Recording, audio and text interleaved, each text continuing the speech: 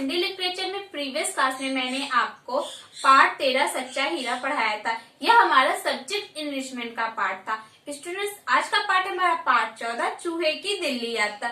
यह हमारा एक्टिविटी का पार्ट है और यह एक कविता है और इस कविता के कवि हैं रामधारी सिंह दिनकर। तो स्टूडेंट्स, कविता को पढ़ने से पहले आइए हम रामधारी सिंह दिनकर के बारे में कुछ बातों को जानते हैं। तो स्टूडेंट्स, रामधारी सिंह दिनकर का जन्म बिहार के मुंगेर जिले में सिमरिया नामक गांव में हुआ था और इनका जन्म हुआ था 30 सितंबर 1908 ईस्वी को।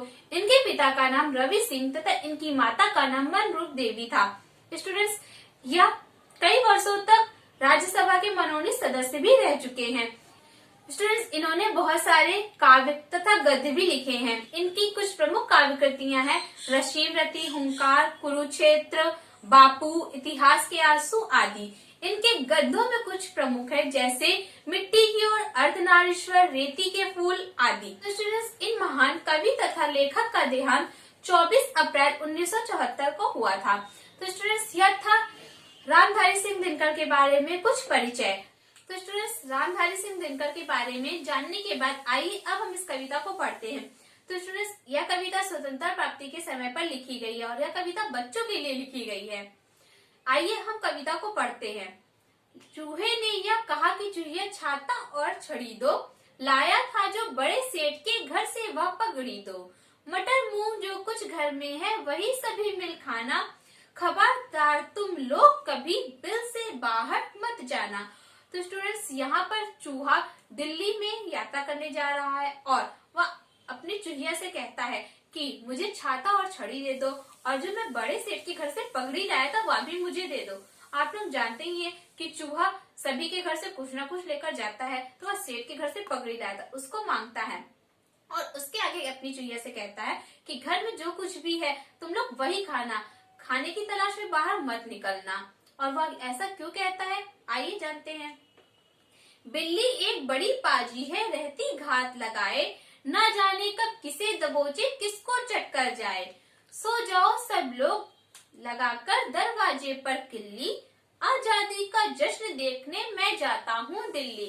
इसके आगे चूहा कहता है कि जो बिल्ली है वह बहुत ही मक्कार है, वह हमेशा घात लगाकर बैठी रहती है कि कब कोई बाहर निकले मैं उसे पकड़ूं और चट कर जाऊं। तुम सब लोग दरवाजे पर कुंडी लगाकर सो जाओ और मैं आजादी का जश्न देखने दिल्ली जा रहा हूँ।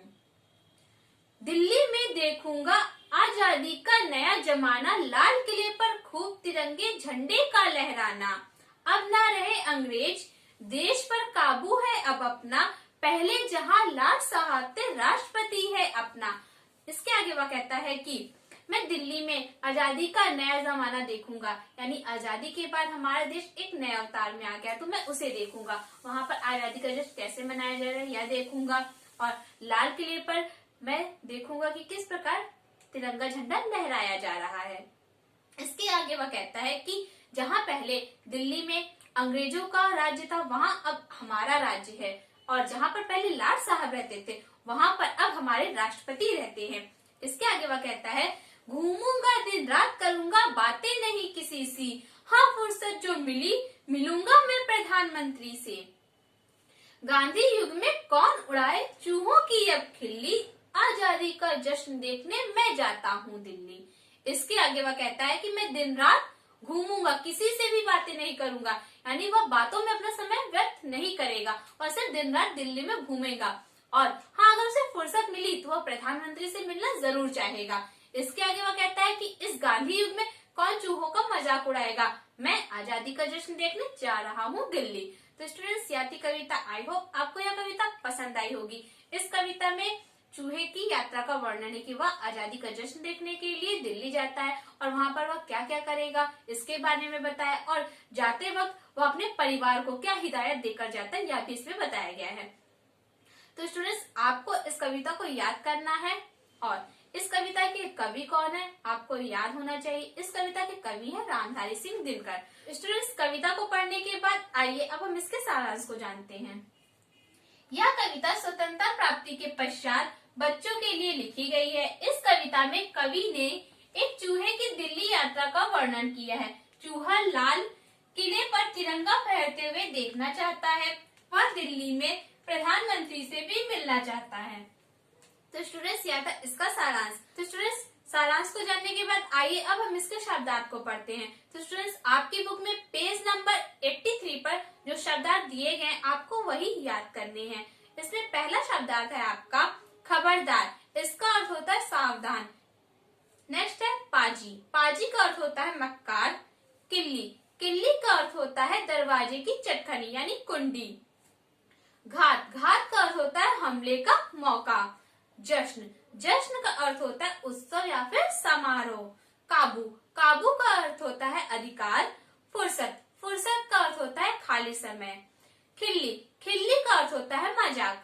तो स्टूडेंट्स आपको इन सभी शब्दार्थों को याद करना है और याद करने के बाद इसे आपको अपनी होमवर्क कॉपी में राइट करना है। तो स्टूडेंट्स आपको आज के क्लास वर्क में क्या करना है, आपको क्लास वर्क में इस पार्ट में जो भी बहुविकल्पीय प्रश्न दिए गए हैं उसे आपको स्वयं करना है और उसे करने के बाद ग्रुप में सेंड करना है। यह आपका आज का क्लास वर्क है। और होमवर्क में आप क्या करेंगे, होमवर्क में आपको इस पार्ट के शब्दार्थ याद करने हैं और साथ ही साथ आपको इस कविता की 8 लाइन याद करके उसे भी राइट करना है। और जब आप कविता लिखेंगे तो उसके नीचे कवि का नाम भी आपको राइट करना है। जिस कविता में आपका कवि का नाम हो तो उसे भी आप याद करेंगे और कविता के साथ में उसे भी आपको लिखना है। तो आई होप आपको समझ में आ गया होगा। इसके बाद नेक्स्ट क्लास में हम इस